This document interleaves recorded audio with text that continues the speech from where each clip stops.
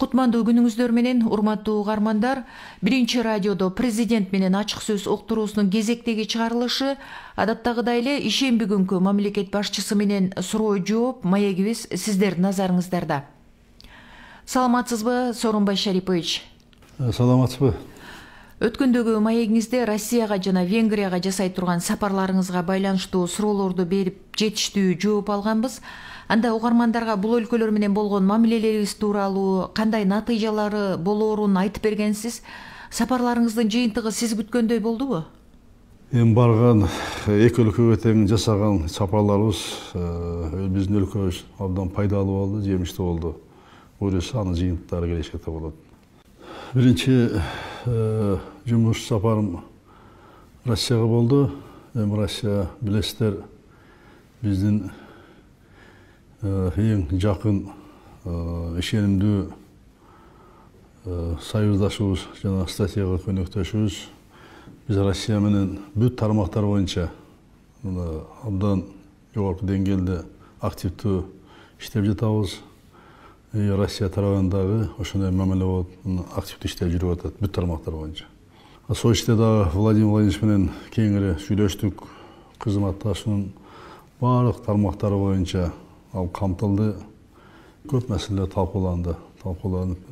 Биз койгон маселенин баарын тең эле Россиянын президенти ар дайым колдоп келатат.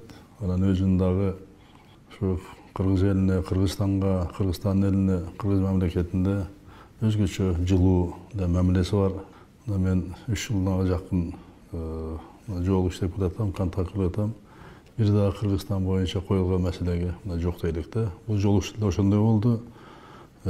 Абдан жакшы кеңири сүйлөшүү болду бүт тармактар боюнча. Андан Венгрияга бул эми расмий сапар менен ошонун ары барып келген делегация менен ал жерде премьер-министр Виктор Орбан менен президенти менен улуттук жыйынын спикери менен жолугушуу болуп, абдан жемиштүү сүйлөшүүлөр болду. Венгрия толук парламент система иштейт. Ал жерде мамлекет башчысы премьер-министр турат. Ал киши менен барган күнү формалдык эмес жолугушууда дагы 2,5 сааттай сүйлөштүк. Эртеси тарых чөйрөдө, кеңири чөйрөдө дагы сүйлөшкөн абдан жемиштүү болду. Жакшы маселе чечилди. Бул кайсы? Биринчи, билим берүү тармагы боюнча биздин студенттер үчүн бюджеттик орунда, грант орунда 75-тен 100-ге чейин мына көбөйтүлдү. Экинчи жакшы нерсе чечилди.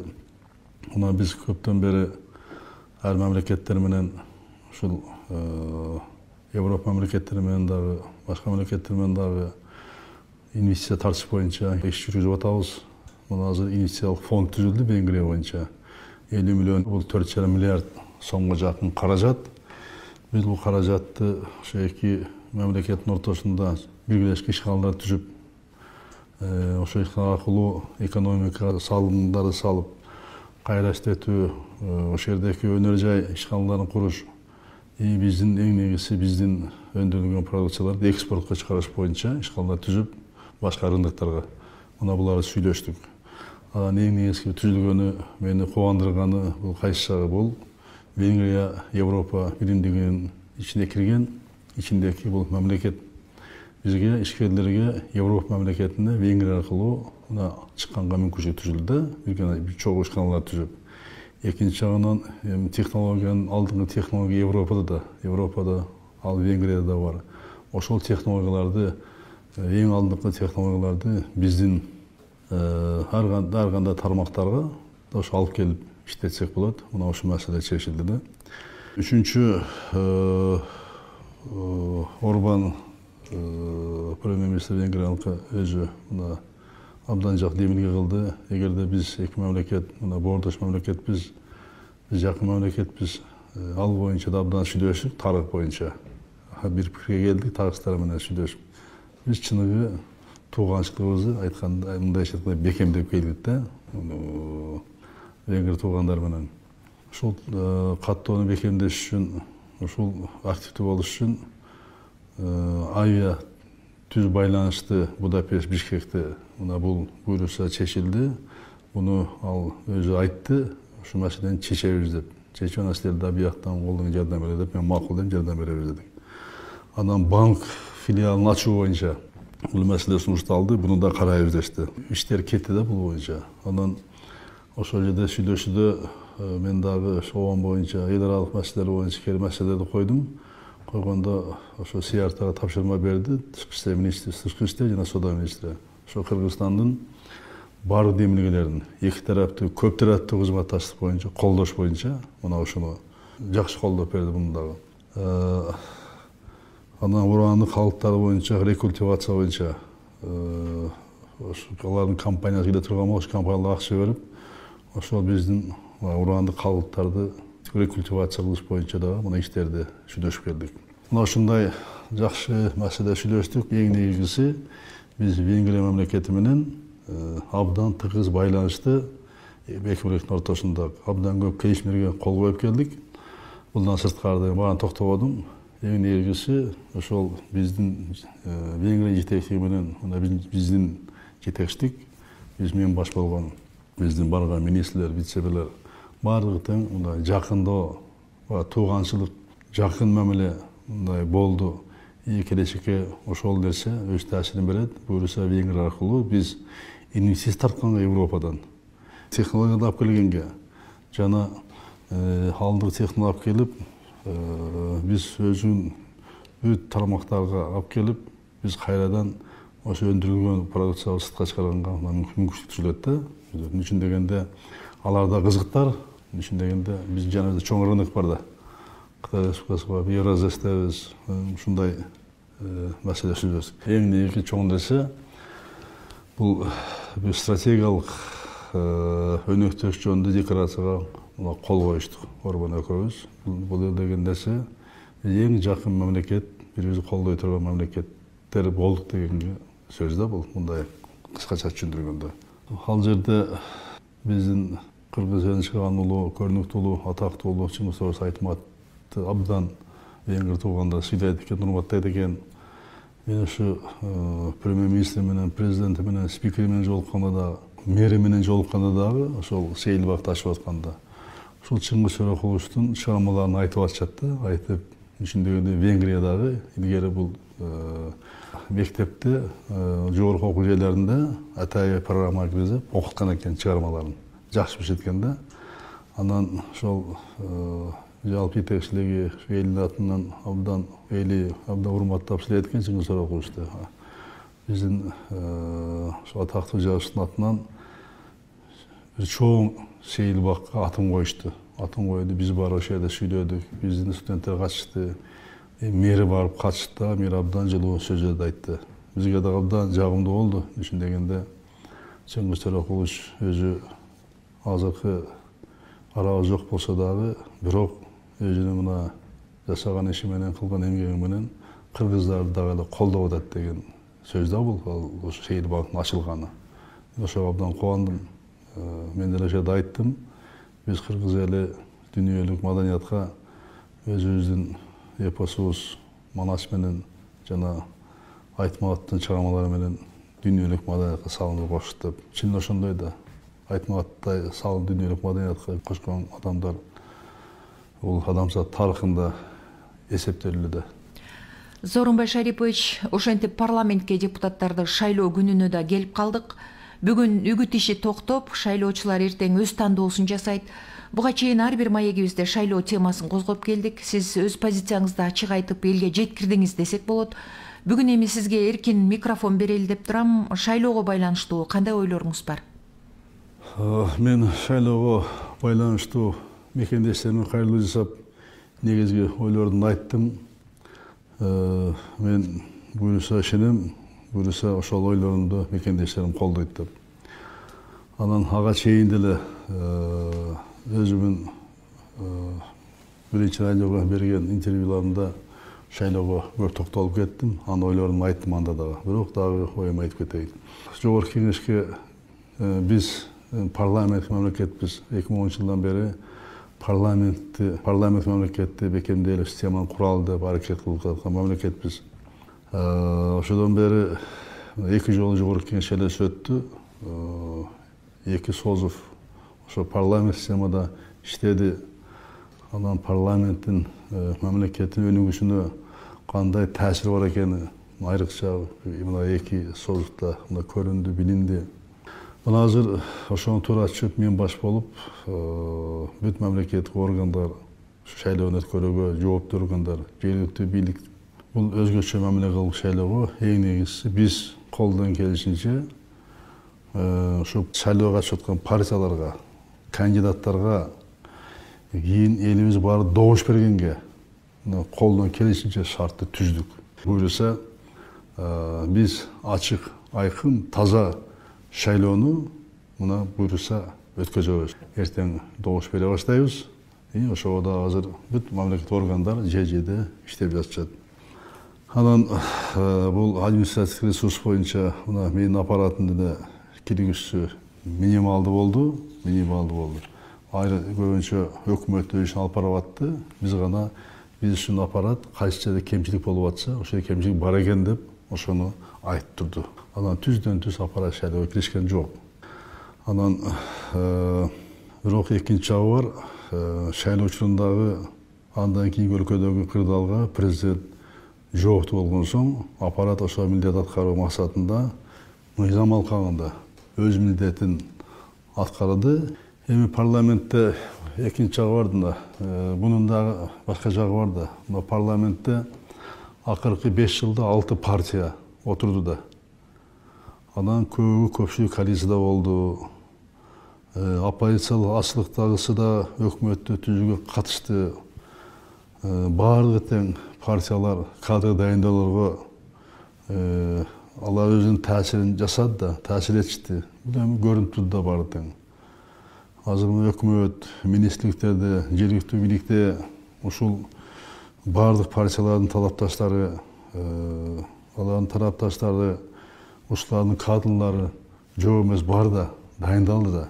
5 жылда жок дегенде ар партия өзү дайындаса, ар депутат дайындаса, алар отурат да же-жерде. Анан кийин азыркы шайлоого дагы ошол дайындалган кадрлардын, ошол мамлекеттик органдардын таасири болбой койгон жок да болот. Аны бул жашырып албайбыз муну баардыгын. Ал кандай түрдө болуп атат? Аны эми же-жерде өздөрү көрүп жатат. Бирок мына кечээки биз мыйзам кабыл алгандан кийин административдик ресурсту колдонуу боюнча, чараларды көрүү боюнча мыйзам бар. Ал абдан мындай жакшы мыйзам. Ошону кабыл алгандан кийин ресурс колдонуш мамлекеттик бийлик аркылуу бул кескин төмөндөдү да. Мурункудай андай жок. Муну мен айталам. Мен бүт массалык каражаттарды карап атабыз, аппаратым мына берип атат, каерде кандай кемчилик болсо биз ошого реакция кылып атабыз. Анын статистика көрсөткөндөй, алтын чакырылыштагы депутаттардын көпчүлүгү айрымда мурдагыда партиянын курамында, башкалары жаңы партиялар курамында кайра парламентке аттанышты. Мына ушундай шартта тигилже бул партиянын административдик ресурсу колдонууга үстөмдүк кылуусу мүмкүн эмес деп айтат элем. Бул ачыктан ачык көрүнүп турат азыр. Көрүнүп турат бардыгы. Бир партиянын үстөмдүгү мүмкүн эмес да, мүмкүн эмес. Ар кайсы областта, шаарларда шайлоого аттанган 16 партиянын үстөмдүгү ар кыл болду. Мына ушунуш менен келе жаткан шайлоо жыйынтыгын алдын ала так кесе болжолдош мүмкүн эмес. Мүмкүн эмес ал шайлоо эртең урнашканда кандай болот деп. Мурун уже билинчү эми немелер болот, фавориттер болот. Бирок эми дагы кимдери билинбей атат да. Мына мен айтып кетем, атааңдаштык гана болгондо болот. Мына азыр саясий атааңдаштыкты биз колдон келишинче мүмкүн болушунча шарт түзүп бердик. Бул жасалды десем болот. Буга чейин айткам, ушундай шартты экономикада дагы ушундай эркин атааңдаштык болушун түзүп бере алсак, анда бизде саясатта да жакшы мыкты кадрлар келе баштайт. Экономикада мыкты, билимдүү, тажрыйбалуу, анан эң алдыңкы биздин ишкерлер чыга баштайт да, экономика атаң түзүп берсек. Анан баары тең эле идеалдуу болуп кетти деп мен айта албайм. Башка өнүккөн өлкөлөрдүн баскан жолдору көрсөтүп тургандай, дагы деле кыйынчылыктар бар, дагы болот кыйынчылыктар. Бирок атаандаштык ачык коюп өлкөнү алдыга сүрөт деп мен толук ишенем. Биз ушул максатты ишке ашырып атабыз. Атаандаш саясатта дагы, экономикада да атаандаш болуш керек. Бул арабча айтканда здоровая конкуренция деп.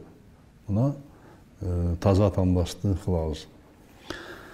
Анан эми эң чоң маселе бул бир эле мен да ойлонуп аткан баардык Кыргызстандын келечегин ойлогон ар бир биздин жарандын бул маселе бул добуш сатыш маселеси да.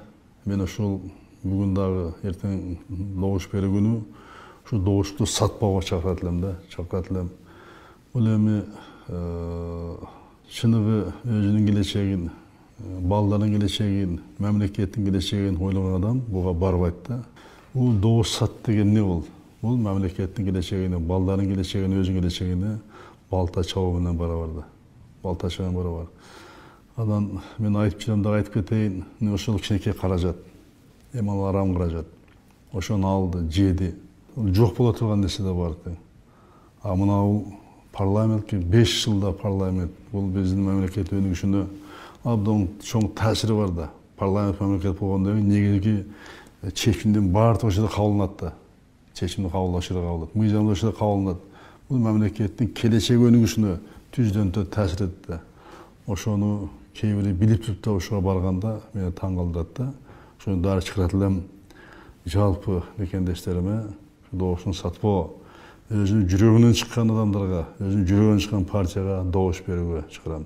Мен партиялардын баарын тең тизмесин карап, анан кандидаттардын сүйлөгөндөрүн карап, дебаттарды көрүп, ал партиялардан жер-жердеги болуп аткан эл менен жолугушууларын көрүп, аппаратында мага берип атат баарын тең.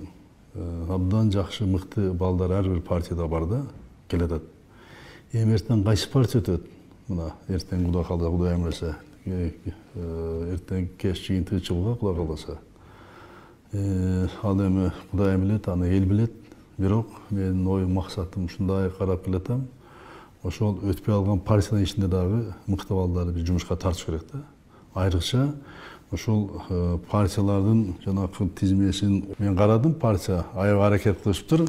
Биринчи 10го чейинки, анан 20 чейинки тизмеге абдан мыктылар киргизгенге.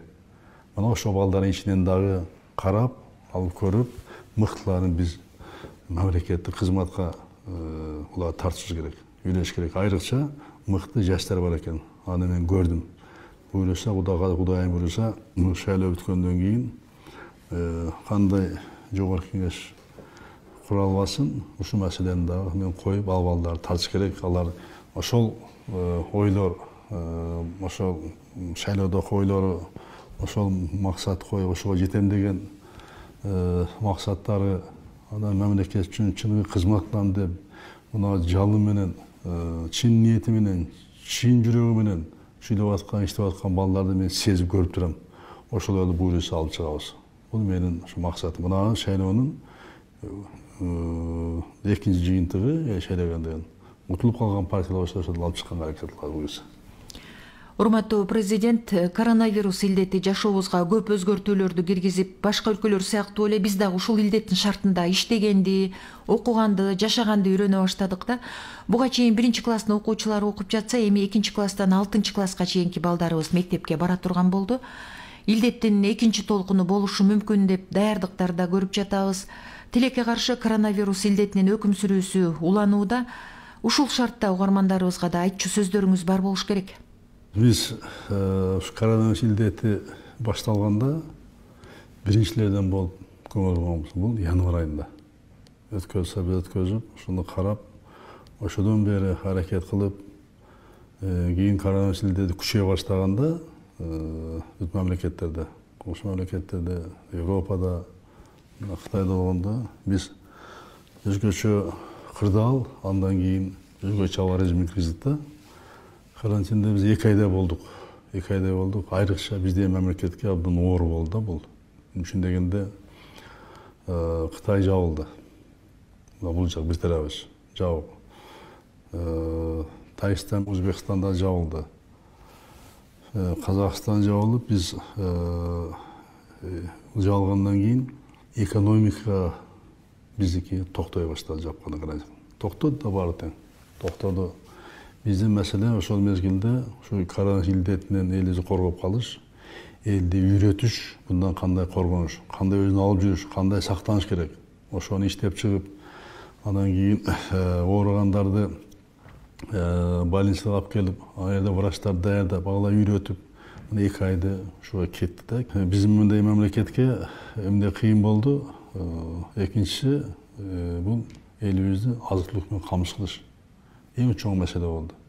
Мына 2 ай, кийинки 3 ай 28 миллиард сом жоготту. Бул бизге бюджеттин 15%дан жогору да, 15-17%. Абдан чоң жоготуу болду. Кыйналып, бирок андай кылбаса болбойт эле. Андан кийин карантинди алып кое бергенден кийин биз айтып аттык, деп аттык, ар ким өзүн сактаныш керек деп. Сактангыла.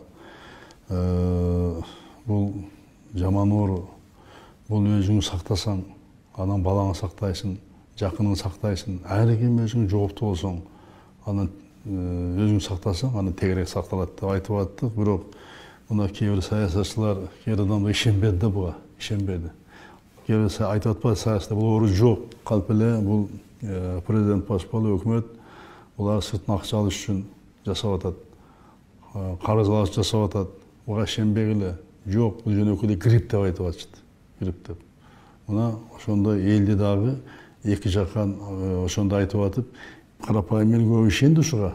Жок, жөн эле грипп деп ишеништи да. Ошонун жыйынтыгы келип туруп, мына бизге биринчи толкун абдан катуу да. Мына Алматыда башталды, Астана, мына бизге келди, биз менен мына катуу болду. Чын июль айында абдан катуу болду. Оору болду, биздин больницалар мына көтөрүлө алган жок. Эң кыйналганыбыз бул медиктердин жетишпегени. Стационарды ачып күндүзгү. Анан элди кичине жардам бере баштапты. Ыктыярчылар келди, дарыгерлер сырттан жардам келди. Абдан кыйын болду да. Эми ошондой болбош үчүн, ошондой кайталанбаш үчүн азыр биз мына больницаларды жаңысын салып, эсин оңдоп атабыз. Мына азыр матрезервке керектүү дары-дармекти сатып алып, мына аны жасап атабыз азыр. Андан кийин биздин медиктерибиз дагы буюрса үйрөнүп калды, кандай дарылай турган, кимди дарылай турган. Анан эми бир эле мамлекет, эл анан кийин карайт дебеш керек да. Ар адамдын бул жарандык жоопкерчилиги бул катуу болуш керек. Ар ким өзүнөн көрүш керек муну. Өзүнөн көрүп, ооруп калса, мен эмнени каерден жуктуруп алдым деп сак болушубуз керек да. Баары сак болушу керек. Анан мына азыр биз мурункудай карантин кыла албайбыз, киргизе албайбыз. Бирок ошондой кырдаалда биз экономикага дагы, ден соолукка дагы бирдей көңүл бурушубуз керек. Ал үчүн бирдей көңүл буруш үчүн ар бир мен баш болуп, баардык мамлекет жетекчилер, баардык мамлекеттик органдар иштегендер, баары жөнөкөй жаранга чейин, дыйкан фермерге чейин мына эрежени сакташ керек. Биздин дарыгерлер айтып аткан эрежени сакташ керек. Муну мен көрүп атам, мына биздин КТРдан, ЛТРдан көрсөтүп жаткандай болуш керек деп. Ошол эрежени сактаса эле бул оорууну жеңебиз. Муну баардыгыбыз тең бирдей күрөшүп, бирдей аракет кылсак, муну жеңебиз. Анан кийин бирөө той өткөзүп атса, 5 кишини чыгарып алып, билип туруп, түшүнүп туруп өткөзүп атса, анан бирөө эл топтоп алып, жанакы жылдыктарды анан баягы казыбалдын Куран окутуп атса, эми кыл, бирок жакын менен эрежени сактап сагыла деп айтып атышса керек да. Анан кийин мына шайлоодагы жашыргандамда биз айтып аттык, деп аттык. Мына дагы 300дөн, 400дөн, 500дөн, 1000ге чейин топтоп, өткөндө сокулукта мына 6000ге чейин топтоп бир партия өткөзүптүр.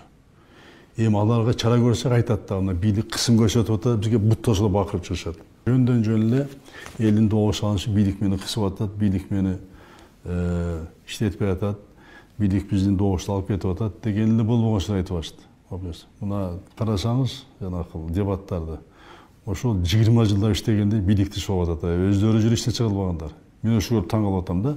А берки жаңы келген балдар айтса мейли бул жаңы келатат, сен жүрүп иштейин деп. Ал макул бизга.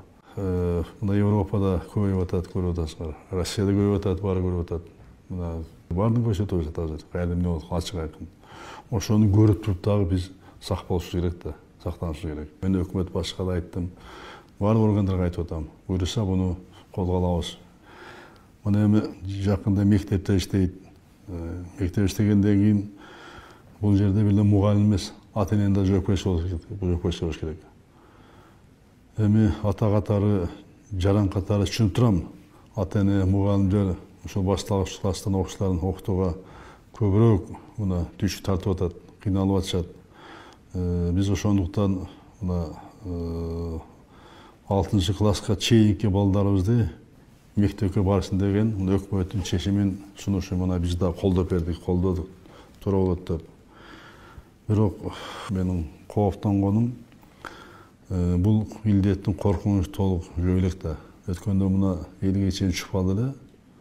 Мына азыр кече 215-ке чыкты. Баткенде көбөйдү, кээ бир райондо көбөйүп атат. Ошон үчүн бул коркунуч бар. Ошондуктан балдар үчүн жоопкерчиликти баардыгыбыз тең. Ата-энелер дагы, мугалимдер дагы бул жоопкерчиликти ала турган учур келди да. Мына буну баардык жоопкерчиликке салыш керек. Баардык эреже нормаларды сактоо менен балдарыбызга кам көрүүнү мурдагыдан дагы күчөтүүгө чакырам. Балдарыбыз бала да. Бала кээде унутуп коет, ойнойт. Ал эми мурункудай бизде баягы жоопкерчилик мамиле кыла албайт бала. Ошон үчүн балдарыбызга дагы ушуну үйрөтүшүбүз керек да. Балдар келечегибизде. Сооронбай Шарипович, мурда да айттык эле, коронавирус илдетине каршы вакцина боюнча Россия тарап менен сүйлөшүүлөр жүрүп келди дедиңиз. Россия Федерациясынын президенти Владимир Путин менен жолугушууда бул тууралуу да сүйлөшүү болдубу? Бул боюнча дагы Владимир Путин менен сүйлөштүк. Мен акчаны куттуктадым. Чынында бул вакцинаны бүт дүйнөбүз күтүп атканда, дүйнөбүздүн эли күтүп аткан. Качан болот деп. Баары жерде кыйынчылык болуп атат. Ушу вакцинага баары тең мындай чоң ишенич артып атабыз, баарыбыздан чыгып калса, ушуну алсак, анан ошол токтотсок деген. Бул маселени сүйлөштүк, койдук. Буйруса бул боюнча биздин мамлекет тиешелүү мамлекет органда иштеп жатышат. Анан өздөрү баштагандан кийин бизге дагы берүү боюнча маселе мындай чечилди. Эми бул качан келет? Мен мынанча келет деп айта албайм. Алар дагы эми баштап атышат да, баштап атышат. Бирок буйруса алып келебиз. Урматтуу Сооронбай Шарипович, биздин суроолорубузга жооп бергендигиңиз үчүн сизге ыраазычылык билдиребиз, ишиңизге ийгилик каалайбыз. Рахмат, сизге да ийгиликтерди каалайм. Шайлоодо ар бирибиз тактуу тандоо жасап, сүйүктүү Кыргызстаныбызды Кудайым колдосун. Ушу шайлоо тынч, аман эсен өтсүн. Чоң рахмат. Урматтуу замандаштар, сиздер президент менен ачык сөз уктуруусунан Кыргыз Республикасынын президенти Сооронбай Жээнбеков менен болгон маекти уктуңуздар. Саламатта калыңыздар.